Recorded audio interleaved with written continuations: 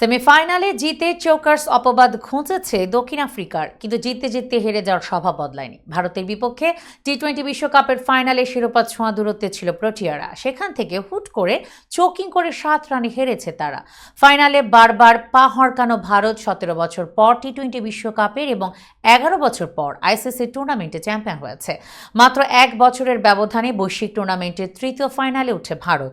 আগের 2 ফাইনালে খালি হাতে ফিরতে হয়েছিল রোহিত শর্মার দলকে, তবে তৃতীয়বার আর খালি হাতে ফিরতে হলো না ভারতকে।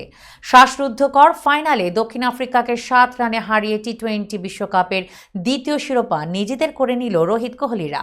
বিরাট কোহলির পর আন্তর্জাতিক টি-20 ক্রিকেটকে বিদায় জানালেন বিশ্বকাপ জয়ী অধিনায়ক রোহিত শর্মাও। কোহলির সঙ্গে পুরস্কার বিতরণের মঞ্চে নিজের অবসরের ঘোষণা না দিলেও রোহিত অপেক্ষা করলেন মাত্র অফিসিয়াল সংবাদ সম্মেলন পর্যন্ত। সতীর্থ কোহলির মতো নতুনদের কাঁধে দায়িত্ব তুলে দিয়ে রোহিত বললেন, এটাই ভারতের হয়ে আমার শেষ টি-20 ম্যাচ ছিল।